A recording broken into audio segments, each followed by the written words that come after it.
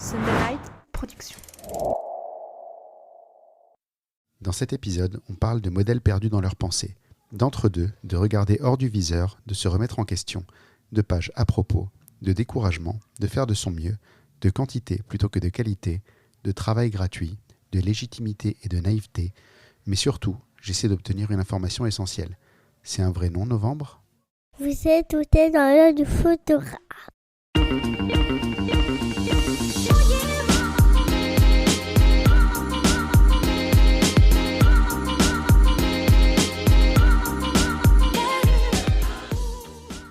Bienvenue dans ce podcast par un photographe sur une photographe pour les photographes. Je suis Julien Pasternak et aujourd'hui, je vous emmène dans l'œil d'Anaïs Novembre.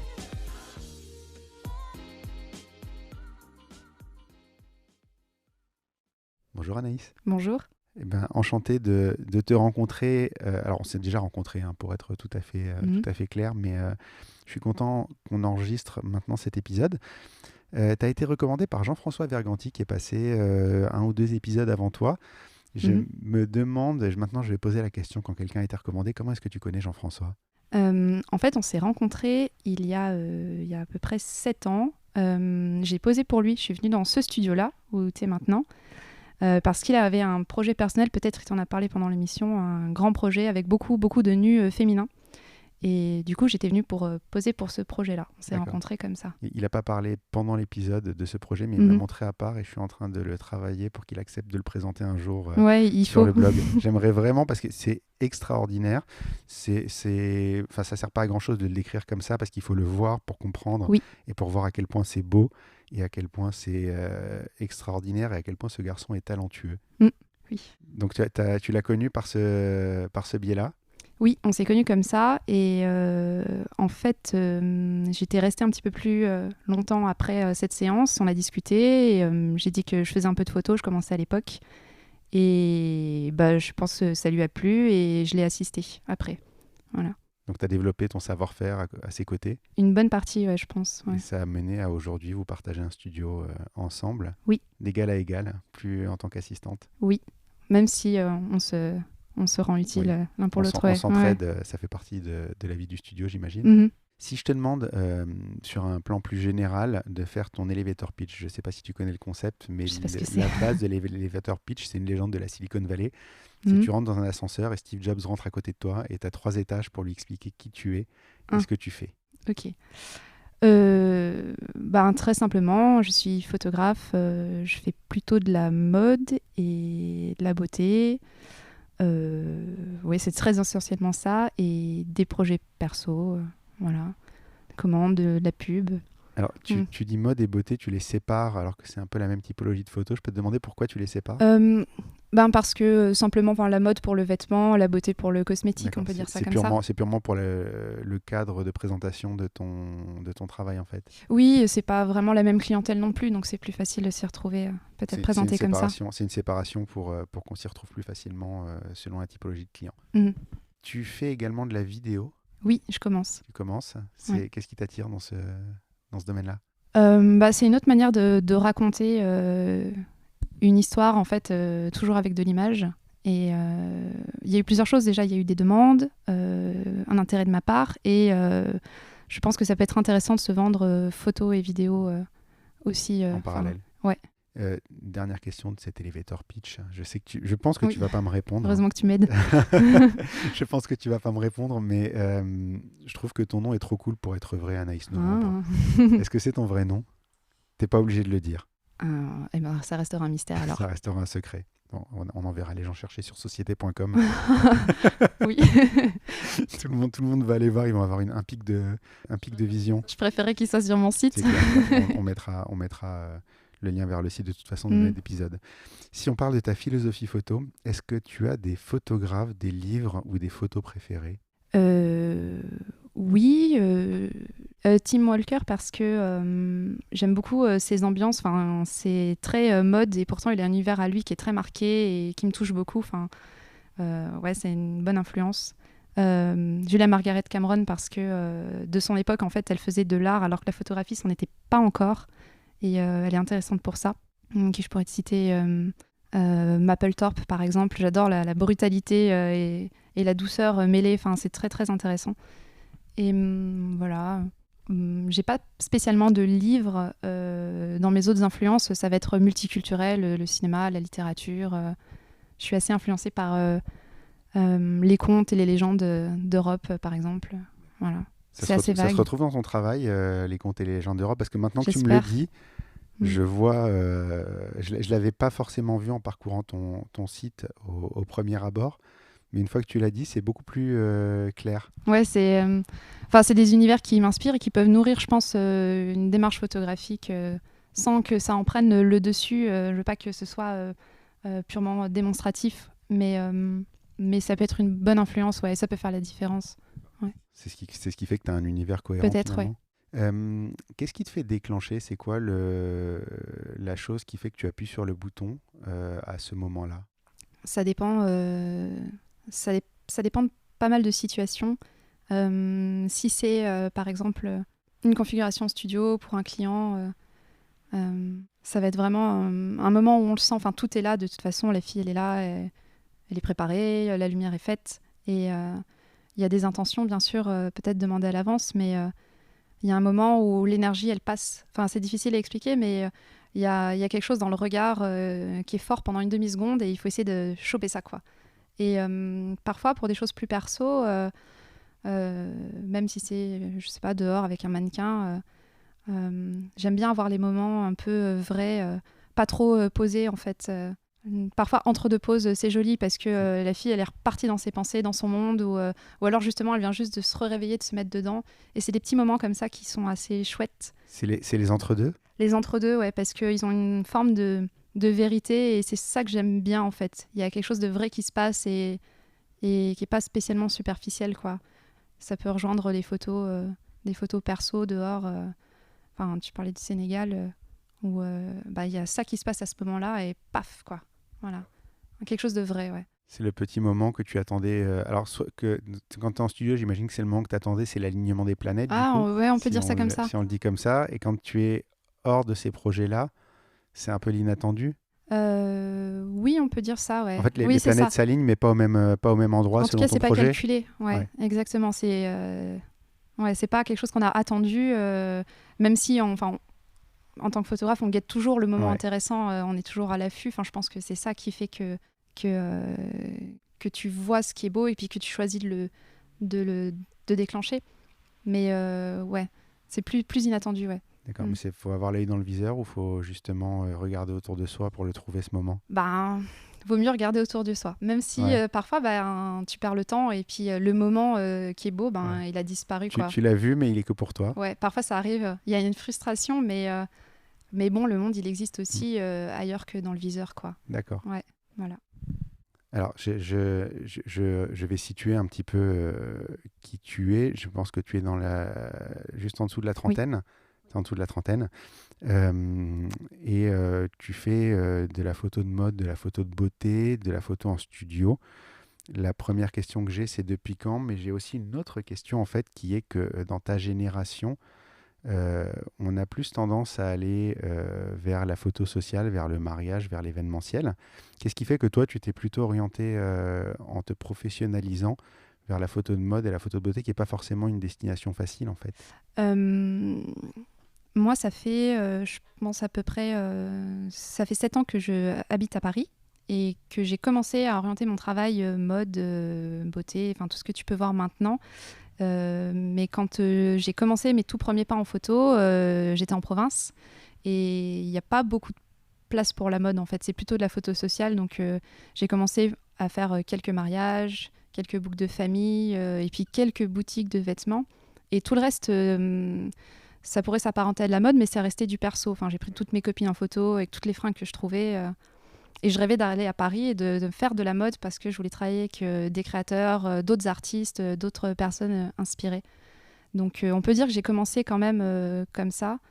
Mais que mon rêve, c'était la mode, quoi. Après, je sais pas si c'est spécialement plus difficile. Il y a du monde partout, il y a de la demande partout, il y a des choses à faire partout. Je dis pas que ça l'est, je dis juste que peut-être la perception aujourd'hui du photographe et de la possibilité qu'on a de gagner sa vie en tant que photographe c'est que je pense que spontanément, tout le monde va s'orienter vers ça. Peut-être parce que ça demande moins de matériel, moins d'organisation, moins de choses comme ça, peut-être moins d'investissement financier aussi. Mais oui, c'est vrai que oui, on peut dire le matériel, si on sort du reportage ou du mariage, dès qu'il faut s'installer une configuration studio par exemple, ou même pour travailler dehors, il faut une connaissance matérielle qui va grandissante, quoi. Ça peut être un frein, c'est vrai. Mais je l'ai pas trop réfléchi comme ça. Je voulais faire quelque chose et j'y suis allée, tu quoi. savais déjà dès le départ en fait que tu voulais t'orienter dans cette direction-là, Ouais. et tout le reste t'a servi en fait à juste t'installer et pouvoir te dire à un moment que tu avais une légitimité en tant que photographe. Oui, sans doute. Je pense qu'on l'a tous vécu comme ça, hein. Au départ, on se sent pas forcément. Non, moi je me remets souvent en question et bon, même si parfois ça fait un peu mal, mais je pense que c'est ça qui fait qu'on continue d'avancer. C'est de toujours se poser la question, se remettre en question. Ouais. Peut-être un peu difficile de progresser justement quand on se demande pas si on est. Ouais, si je on a des pense qu'il progrès faut à avoir faire. peur d'être satisfait, même si, il faut l'être dans une certaine mesure. Il faut prendre du plaisir, il faut être un peu content de soi pour s'auto-encourager, mais je pense que la remise en question, c'est ce qui fait qu'on progresse, quoi. Surtout dans le métier, en permanence.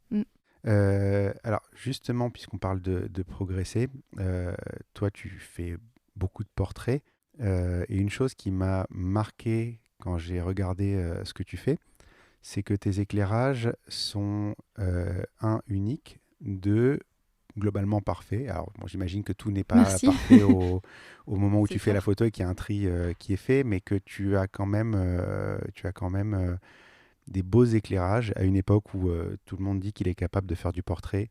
Et effectivement, tout le monde peut faire un éclairage relativement simple. Tu as des éclairages un peu plus élaborés. Et justement, tu fais du vrai portrait, c'est-à-dire qu'il y a une vraie patte, il y a une vraie signature. Et j'aurais bien aimé en fait qu'on parle de ça et te demander un petit peu comment tu en es arrivé là. Déjà, merci beaucoup. Ça fait beaucoup de compliments. Tu serais pas là si j'avais pas de compliments à te faire. Heureusement qu'on voit que je rougis pas. En fait, je n'ai pas spécialement de méthode, si la question peut être prise comme ça. C'est toujours un travail. Je crois pas que j'ai une lumière spécialement à moi, bien que je cherche toujours une certaine ambiance. Je suis toujours en train d'apprendre déjà parce que, mine de rien, j'ai pas une longue carrière derrière moi. Donc, c'est effectivement un peu lié à la question d'avant. C'est toujours le fait de se poser la question, qu'est-ce qui est bien, qu'est-ce que j'ai envie de faire, qu'est-ce que j'ai envie de construire sur ce portrait ou cette séance-là, comment est la fille qui vient, parce que parfois un physique, ça peut décider de comment tu éclaires ou de l'ambiance que tu donnes. C'est essayer de trouver quelque chose de joli. Je suis toujours en train de chercher. Et c'est peut-être ça aussi qui fait que c'est bien, c'est que je me repose pas sur un éclairage que je connais. Et j'essaye de toujours trouver mieux que ce que j'ai fait, ou en tout cas mieux pour ce qui est là maintenant tout de suite devant moi, quoi. Ouais. Ce que je veux dire en fait, c'est qu'il y a une certaine maturité en fait dans tes éclairages. Quand je dis tout le monde fait du portrait, je m'inclus dedans, hein. Moi aussi je fais du portrait comme ça, où effectivement il y a une façon safe de faire un portrait que à peu près tous les gens qui ont un bagage technique sont capables de faire, et que tu es déjà au-delà en fait de cette chose-là. Donc est-ce que c'est justement parce que c'est ce que tu voulais faire et que du coup tu t'es focalisé là-dessus? Peut-être je prendrais du coup la question autrement. J'ai plutôt envie d'un résultat joli, et j'ai pas un énorme bagage technique comme pourrait l'avoir beaucoup. J'ai appris sur le tas et je continue. Donc je vais plutôt essayer de me donner les moyens d'arriver à quelque chose que je veux, plutôt que de savoir que tel éclairage à tel endroit, ça va me faire ça, donc je vais composer. C'est peut-être comme je suis assez détachée de cet aspect technique.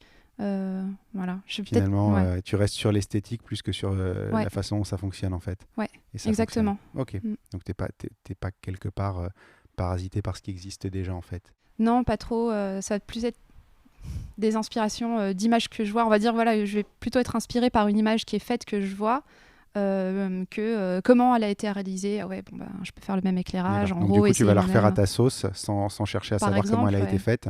Tu vas essayer de la reproduire, mais sans t'intéresser au côté technique de la précédente. Ouais. Bah, c'est toujours intéressant, ça peut être un bon exercice de regarder des images et de dire ah, j'aime bien cette lumière, comment est-ce que ça a été fait et ouais, se le réapproprier derrière. Ouais. Ok. Si on parle de ton travail personnel, c'est extrêmement varié. Il y a du nu, il y a des paysages, il y a du concert. Mm. La question que je me posais, d'un côté, j'ai l'impression que c'est ta vie que tu captures, de l'autre, j'ai l'impression que tu peux partir avec l'intention de faire des photos. Par exemple, tu as des photos, je crois que c'est au Sénégal, où d'un côté, je me dis, elle est partie en voyage, et de l'autre, je me dis, elle est partie en voyage pour faire des photos. Et j'ai un peu de mal à faire justement, à décider ce que c'est. Est-ce que ta vie, c'est la photo? Est-ce que tu photographies ta vie? C'est dans quel sens? Non, sans mentir, c'est plutôt j'ai photographié mon voyage.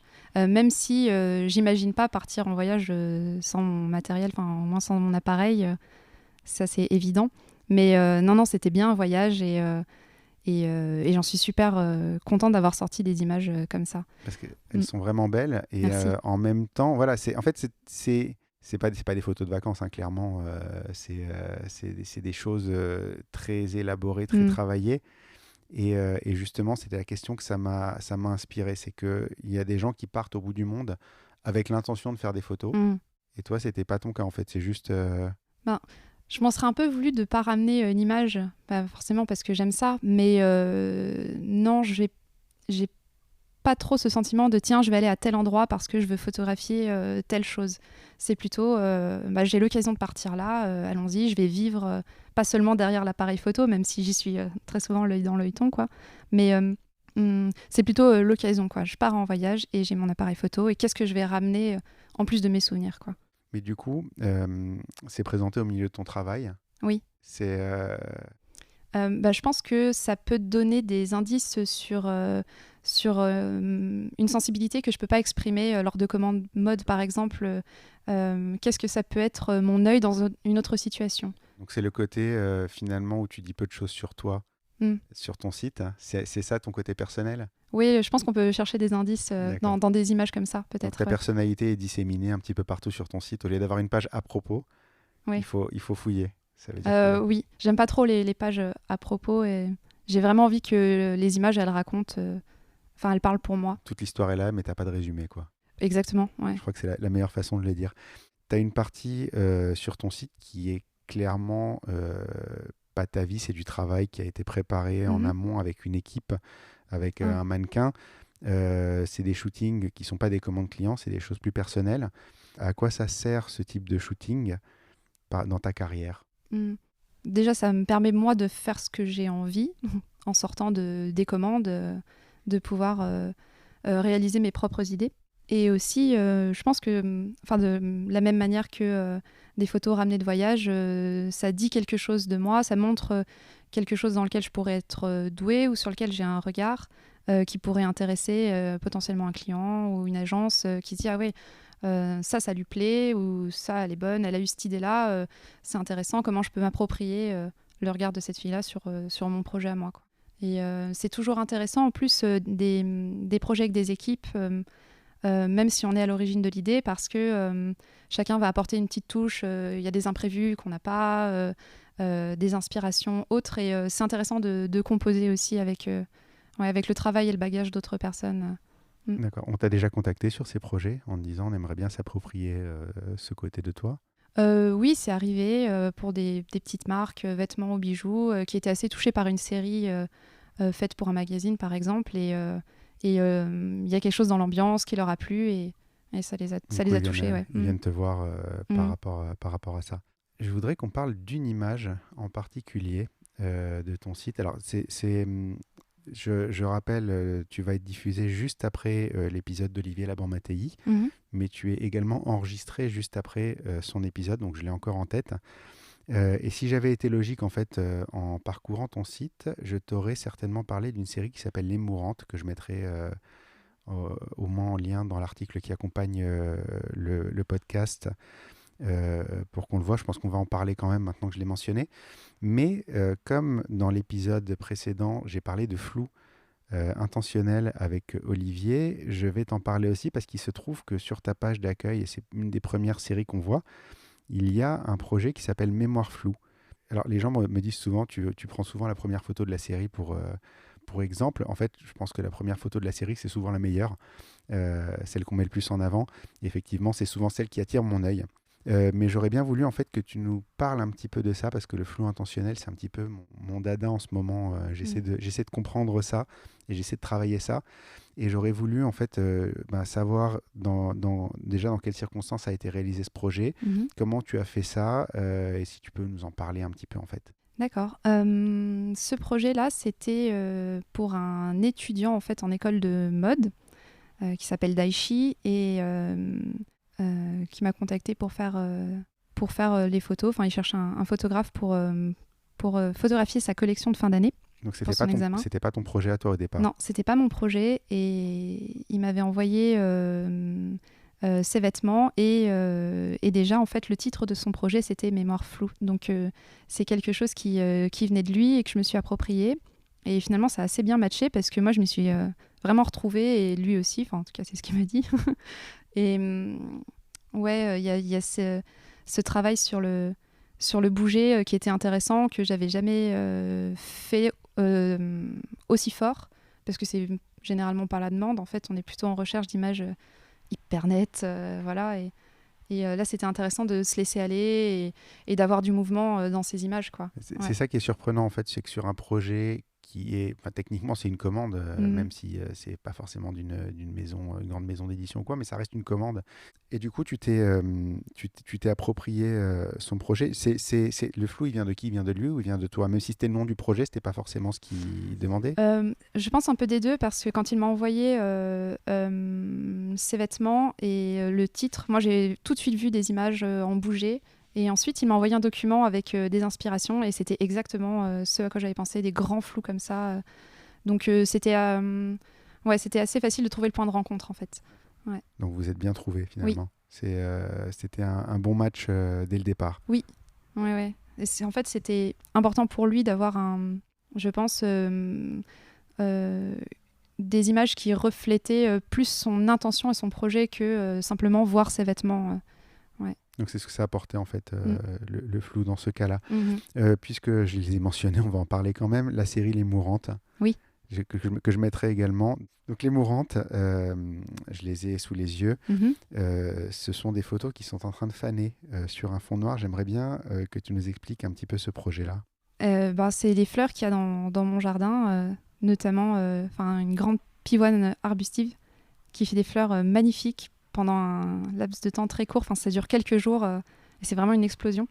Et je trouvais que c'était très très beau et j'aime bien les photos de fleurs en règle générale. Je fais pas mal de macros et en fait la lumière était très très jolie ce jour-là. Enfin, c'était assez tombé et je me demandais mais comment je peux faire un truc un peu original qui soit pas chasse-image, pas trop descriptif et donc du coup j'avais un fond noir et je l'ai posé, voilà, j'ai fait une petite série comme ça. Donc, toute cette série c'est le même jour? Oui. C'est juste une inspiration comme ça, tu passes devant, tu dis tiens je vais faire ça? Ouais, je le voyais fleurir, je me dis je peux pas ne pas faire d'image et j'avais pas envie de voir des arrière-plans flous, des choses que moi-même je fais déjà en fait, et un truc un peu plus joli quoi, pour mettre ça en valeur. C'est justement ce qui m'a attiré l'œil parce que finalement ça pourrait être des photos assez simples, et assez courantes, et finalement tu as mis ta petite touche dedans et je me demandais justement pourquoi et comment, et du coup c'est beaucoup plus logique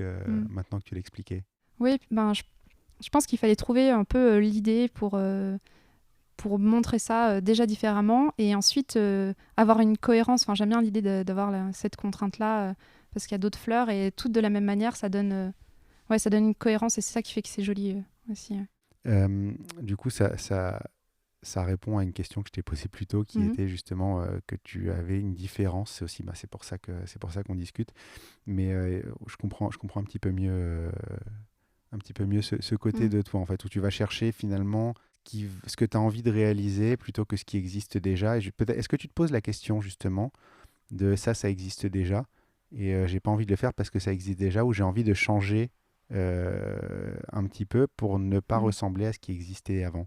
Ouais, ça m'arrive beaucoup C'est un problème en fait parce que je me décourage facilement d'idées que je pourrais avoir parce que je sais que ça a déjà été fait et je suis pas sûre qu'il faille raisonner comme ça parce que finalement on fait plus rien. Enfin, on peut considérer que tout a été fait et du coup ne plus bouger du tout et ça c'est dangereux.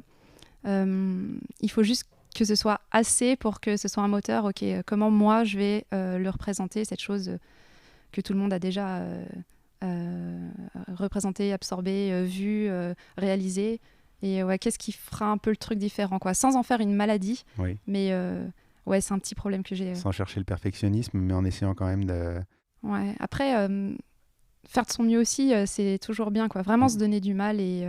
Faire l'effort, en tout cas. Ouais, que... ça c'est essentiel. Est-ce que tu dirais... Alors, je suis assez d'accord avec toi sur le fait de dire que tout a déjà été fait, mais je pense que toutes les combinaisons n'ont pas été tentées. Oui. Après, on peut aussi faire toutes les combinaisons, mais du coup, on fait aussi n'importe quoi. Et se donner la contrainte, c'est ça qui va faire que c'est intéressant. Je pense pas que toutes les combinaisons soient intéressantes à faire. Il faut juste... il faut choisir, voilà, en fait. Mais ça laisse un peu de place quand même. Ça laisse un peu de place, ouais, exactement. On va se projeter un peu dans l'avenir. Tu as 80 ans, tu es en train de transmettre ton savoir à des petits jeunes. Et tu sais que si tu regardes les grands, quand on est très très grand, quand on est Henri Cartier-Bresson, il reste 10-15 images. Quand on est plutôt très bon, il en reste une ou deux. C'est quoi l'image qui reste de toi à 80 ans? Je pense que tu l'as pas encore forcément réalisée, Non, c'est sûr. Mais qu'est-ce que tu aimerais que ce soit cette image aujourd'hui? Honnêtement, je sais pas trop quoi répondre. Enfin, c'est un peu... J'ai pas envie de décevoir trop, mais... je me pose pas trop la question parce que... La question, c'est quoi ton ambition en fait ultime? Si demain tu deviens réellement ce que tu as envie de devenir aujourd'hui, c'est quoi l'image que tu vas réaliser si tu deviens la photographe que tu as vraiment envie d'être? J'en sais rien. Enfin, honnêtement, je me pose pas la question comme ça. J'espère que je pourrai toujours faire ce que j'ai envie de faire et que ce soit parfois plus simple, que d'avoir plus de crédibilité pour arriver à réaliser certains projets. Mais je suis pas sûre de vouloir faire une seule image qui restera. J'ai envie de faire plein d'images et tant pis, il y en aura des moins mémorables que d'autres, mais j'ai envie d'en faire plein, quoi. Ouais. Donc je te répondrai peut-être comme ça dans 10 ans autrement, mais là, je suis plutôt dans cette j'espère qu'on en énergie. reparle dans 50 ans déjà. Ce serait pas mal de réavoir cette discussion d'ici et là. On n'aura pas la même voix, je pense. Donc tu dirais en fait que tu penses pas tellement au chemin devant toi, tu vas le découvrir au fur et à mesure. Ouais, en fait. Voilà, je suis plutôt comme ça, ouais. D'accord, si je reformule. Côté travail, côté business, côté financier, c'est quoi aujourd'hui ta source de revenus principale? La photo, simplement. Mais quel type de photo? Mode et beauté, clairement. J'ai parfois des petites commandes pour des photos de musiciens, mais ça reste assez marginal. Donc voilà. C'est la partie artiste de ton site? En partie, ouais. Justement, alors c'est des choses assez différentes de ce que tu fais. Et justement, ce qui m'avait beaucoup marqué sur cette partie-là, c'est qu'elle est très, très, très fun. C'est quoi, c'est un défouloir pour toi Les musiciens? Ouais. Je pense que c'est un point de rencontre avec d'autres artistes qui ont aussi leur univers. Forcément, ça amène à quelque chose d'intéressant, peut-être un peu plus, ou en tout cas où je suis moins complètement directrice du projet. Ouais. T'as moins de contrôle finalement, c'est ça? Ou c'est pareil que c'est comme sur le projet Mémoire Floue, c'est plus une collaboration et t'es moins en charge de l'idée en fait de la photo? Oui, on peut voir ça comme ça, ouais. Vraiment une vraie collab où je suis obligée de prendre en compte un univers qui est très fort, qui est préexistant à mon travail et comment je vais le mêler, comment je vais représenter en fait ce truc qui existe déjà, quoi, qui est déjà formé. Ouais. Et de manière différente de ce qui a déjà été fait. Ce qui est toujours, si possible. Ton leitmotiv, je pense, c'est à ça que j'essayais d'arriver dans l'ensemble des questions, parce qu'effectivement, c'est un vrai facteur différenciant de ton travail. C'est qu'il y a toujours ce petit côté qui est à toi et uniquement à toi. C'est quoi la place de la communication dans ton travail? Est-ce que tu communiques beaucoup? Je trouve que tu es pas mal présente sur les réseaux sociaux, mais de manière très limitée finalement. Oui, je suis pas très bonne élève.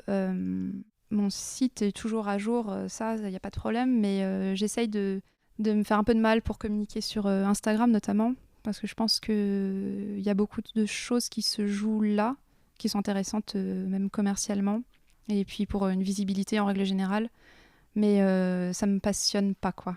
C'est Ouais. vraiment pour présenter ton travail, parce que tu mets très peu de persos, on l'a déjà dit, Ouais. dans ta com. De Enfin, vie perso, en tout cas, ouais. j'en mets même pas du tout. Tu te mets pas Ouais. du tout en avant, tu mets en avant Non. que ton travail. Et justement, dans un monde où finalement on se met en avant, on est obligé de se mettre en avant et de se mettre en scène, Mm. est-ce que ça te dessert pas, ça? Peut-être. Je me pose souvent la question si est-ce qu'il faut que je le fasse, est-ce qu'il faut que je le prenne comme quelque chose à faire de toute façon pour une communication. Donc, il faut le faire de la même manière qu'on fait un devis ou un site internet. Mais j'avoue que c'est pas trop ma philosophie de me vendre moi. Ouais. D'accord. Tu vends ton travail Ouais. exclusivement et ça fonctionne. Même si j'entends que le relationnel c'est important, une fois sur un shoot ou avec un client, il y a forcément des liens, de la sympathie ou de l'animosité, enfin j'espère pas, mais il y a forcément quelque chose qui se crée. Un côté plus personnel. Ouais, mais c'est a posteriori, quoi. Mais on le Et, voit pas du tout sur tes réseaux Ouais. sociaux, on le voit pas du tout sur ton site internet. On l'a dit, t'as pas de page à propos Mhm. sur ton site. Tu as une présentation. Alors je sais plus comment elle est. Attends, tu as une présentation. T'as même pas de présentation, tu as une Non. page contact. Oui. Et la seule chose qu'on peut voir de toi, c'est une photo de toi. Mais encore une fois, il y a une petite différence par rapport à ce que tout le monde a fait. Tu as une photo de toi qui est très glamour, il faut le dire. Elle est très posée, elle est très Tout le monde va aller la mannequin. voir. Tout le monde va aller la voir. Tu vas voir, je pense que ça va être la page la plus visitée de ton site au moment où l'épisode va sortir. Une photo qui, à mon sens, floute un tout petit peu qui tu es. Mm. C'est pas dans le mauvais sens Mm. du terme, mais c'est que j'arrive sur un site de photographe et que je me retrouve face à une photo type mannequin. Et justement, je me demandais si c'était intentionnel, si peut-être tu essayais même de brouiller un peu les pistes, puisque tu n'aimes pas être très personnel sur le site. Mettre justement cette image-là en avant et une façon aussi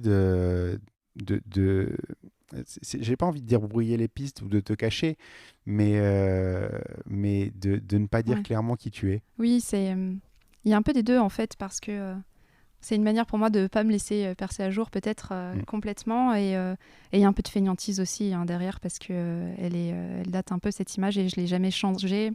J'ai jamais fait de photos de photographe, enfin, j'ai jamais demandé à ce qu'on ou j'aurais pu faire un autoportrait aussi et que ce soit ma photo de photographe, mais j'ai jamais réalisé ça. Je sais pas si je le ferai en fait. Parce que, en fait, cette photo, pour tout te dire, je me suis posé une question. Quand j'ai vu cette photo, je me suis dit, est-ce que elle a fait du mannequinat, elle s'intéressait à la photo parce qu'elle était devant l'objectif? Je me suis vraiment posé cette question-là. J'ai pas fait de mannequinat, mais j'ai été modèle au tout début, entre 18 et 20 ans, j'ai posé pour pas mal de photographes. Et dont Jean-François, du coup, qui a fait ce portrait-là. Parce que ce portrait-là est de Jean-François. Oui, il l'a fait quand j'étais venue poser pour lui, pour son projet. Sur ce fameux projet. Ouais. Alors justement, je vais rebondir là-dessus.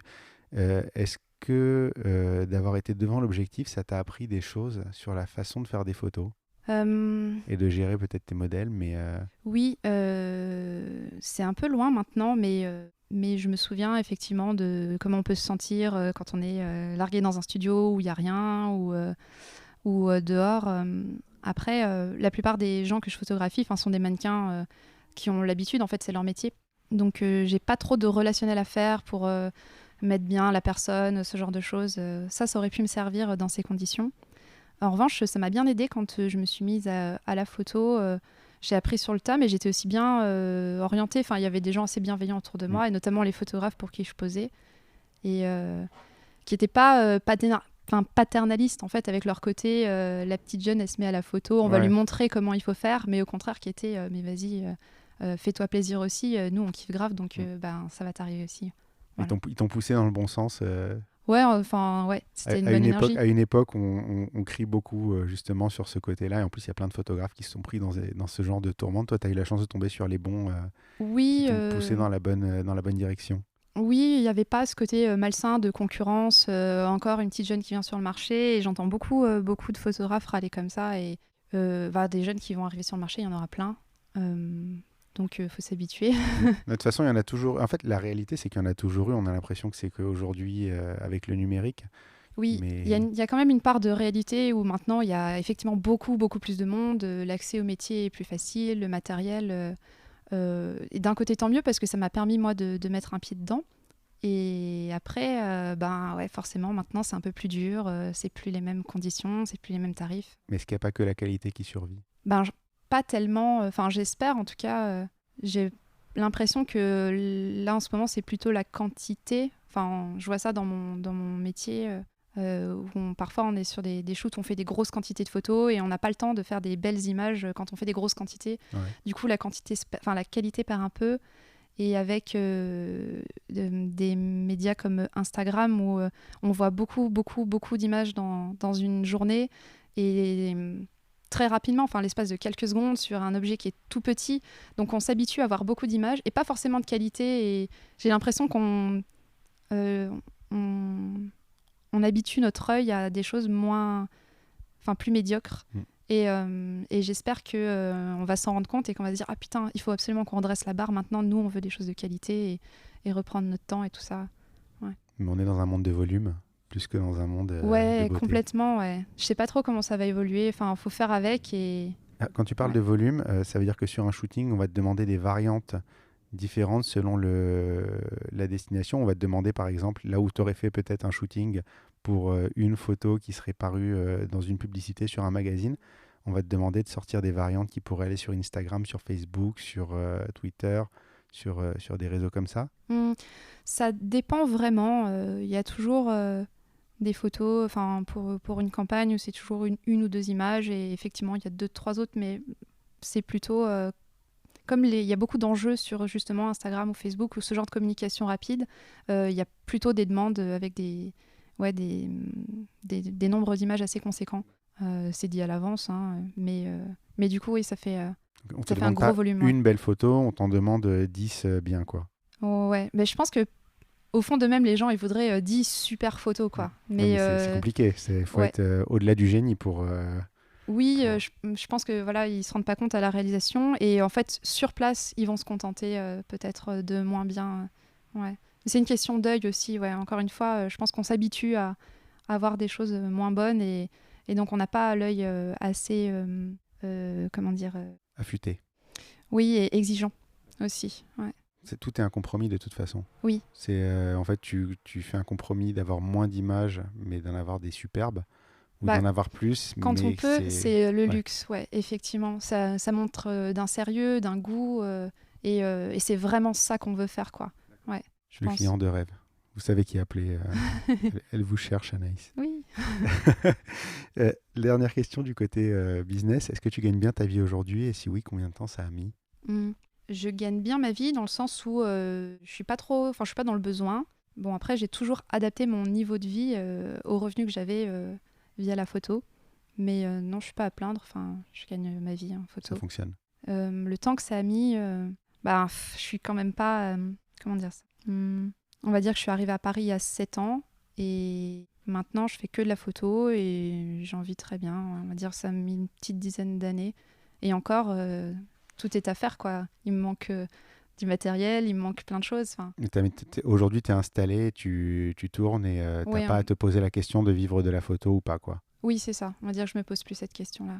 On arrive à la conclusion de l'épisode et là, j'ai les questions que je pose à tout le monde et qui sont souvent assez croustillantes. Si je te demande, quel est le pire moment de ta carrière de photographe? J'ai pas une très grande carrière, hein. Donc je sais pas si je peux parler de pire moment. J'ai pas un souvenir en particulier, mais j'ai connu des situations que je pense que beaucoup de photographes qui se lancent connaissent. C'est quand les limites entre le boulot et le rendre service à des amis, par exemple, des costumiers ou des musiciens, enfin bref, quand il y a du travail gratuit, ça se passe souvent mal. Et j'ai perdu des amitiés sur des choses qui n'étaient pas bien préparées, bien délimitées. Bien cadrées. Ouais.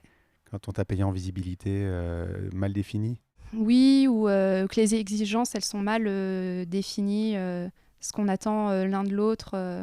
Ouais, c'est vraiment des collaborations comme ça au début qui sont assez délicates à gérer. Ouais. Tu dirais que tu les as mal cadrés au démarrage et que ça t'a coûté plus que ça aurait dû? Oui, oui, parfois c'est de l'investissement qu'on n'a pas du tout imaginé. Ouais, ça c'est des travaux difficiles. Alors c'est pas du tout des pires moments. Il m'est rien arrivé de grave en fait. Mais ouais, je pense qu'il faut sortir rapidement des situations. Mais c'est normal quand on est débutant, on se sent pas crédible, on a envie de faire des images. Enfin, ça nous donne la possibilité d'en faire, donc on accepte des choses qui sont moins sérieuses. Pas claires. Pas assez clair en tout cas. Mais je pense que ça fait partie de l'apprentissage aussi du métier, surtout dans les métiers artistiques et surtout chez les photographes, d'arriver à comprendre. C'est peut-être aussi une question de se poser, de se trouver légitime. Oui, mais je pense que c'est la question de l'entièreté d'une carrière. Ouais. Ça s'arrête ou pas? Moi, c'est pas arrêté. Mais on en est tous là. Je pense que le jour où ça s'arrête, il faut se poser des questions aussi, malgré tout. Après, j'espère qu'à un moment dans notre vie, on se relaxe et ça n'empêche pas de continuer à se dire comment est-ce que je peux être meilleur que moi-même à chaque fois. En fait, je pense qu'il y a un moment où tu te dis, tu te demandes plus si tu es un photographe. Tu es un photographe, c'est acté, c'est rentré, il n'y a plus de problème. Mais par contre, le vrai problème, c'est quand tu te dis, ça y est, c'est bon, je sais tout. Oui, voilà. Mais ça, moi, je suis pas trop inquiète. Pour moi. Ouais, je me pose pas la question comme ça. Ouais, c'est plutôt, je suis photographe, mais maintenant, qu'est-ce que j'ai envie de faire, où j'ai envie d'aller, qu'est-ce que j'ai envie de dire. Dans quelle direction voilà, c'est plutôt ça qu'il faut se demander. Donc tu continues à évoluer. Ouais. Question inverse, quel est le meilleur moment de ta carrière? Je pense que c'était aussi cette période-là. Je pense que c'est quand j'ai commencé, parce que je me posais moins de questions de légitimité au tout début. Et je faisais beaucoup, beaucoup d'images, très naïvement. C'est pas des choses extraordinaires, mais j'en faisais beaucoup. Je chopais toutes mes copines, j'allais les photographier partout. On prenait un week-end, on se baladait dans la forêt. Voilà, il y avait une énergie qui était vraiment, vraiment excellente où il n'y a pas de contraintes, il n'y a pas de pression. Et du coup, ça laisse la créativité déborder, ça laisse place à plein d'expériences heureuses et malheureuses. Et c'est comme ça qu'on apprend. C'est le culot du débutant? Ouais, ça, c'était vraiment bien. Et je pense que c'est un truc à garder. C'est un truc vraiment à garder tout au long. C'est cette naïveté-là de juste sortir, faire des images, avoir une idée et puis pas forcément de ne pas la mûrir, mais... d'y aller sans réfléchir, quoi. D'y aller, faire plein, être toujours dans une dynamique... T'arrives à te remettre dans cet état d'esprit-là aujourd'hui ou pas? Oui, dans une certaine mesure, parce que après, quand t'avances et que tu prends des équipes qui sont pas tes potes, quoi, clairement, t'as envie de faire plaisir à tout le monde et que tout le monde soit bien, qu'il y ait un résultat pour tout le monde et ça peut en fait affiner le projet comme ça peut parfois le freiner carrément. Ouais, la volonté de plaire. Ça, on peut débattre pendant très très longtemps de la volonté de plaire et de à quel point elle peut te freiner terriblement. Dernière question, déjà. Qui me recommanderais-tu pour un prochain épisode? Je pense à un ami qui a un univers assez fort et ça a été un de mes premiers photographes préférés. Du coup... il s'appelle Andy Julia et il a vraiment un univers marqué. Il est très inspiré. Je pense que ça peut te plaire. Marqué dans quel sens? Comment? Je veux bien que tu nous le décrives un petit peu. C'est un musicien aussi. Je ne sais pas si ça peut... si ça l'influence. Il a vraiment une patte de rêve. Il est vraiment... c'est très 19e, c'est très rêverie, c'est très éthéré. Il fait beaucoup de... ça reste un photographe de mode. Ouais. Mais tu verras si tu mets un lien. Est-ce qu'il a envie de plaire ou pas? Je pense qu'il est au-dessus de ça. Et ça, c'est vraiment génial de le voir bosser parce que une fois qu'il est en shoot, il est dans son monde. C'est pas qu'il fait pas gaffe à ce qui se passe, à la fille, à son équipe, mais il suit son idée. Il suit son idée, il y va tranquille, il n'arrête pas tant qu'il n'a pas ce qu'il veut, et ça c'est assez chouette. Je sais pas comment il en parle de ça, mais... on va en discuter avec lui. Je vais mettre le lien de son site dans les notes d'épisode, donc comme ça tout le monde pourra aller le voir et on va peut-être mettre en place des votes. Tiens, ça pourrait être Ouais. assez amusant. Qui vous voulez écouter dans les prochains épisodes. Où est-ce qu'on peut te retrouver ? Sur Internet, il y a mon site avec mon nom, anaïsnovembre.com, et puis Instagram, c'est toujours Anaïs Novembre. Voilà. Partout. Je mettrai tous les liens dans les notes d'épisode. Il me reste à te remercier d'avoir Merci à participé toi à cet épisode, pour ton invitation. d'avoir ouvert ton œil à tous les auditeurs du podcast. J'ai été ravi de discuter avec toi. Merci beaucoup. Au revoir. Au revoir.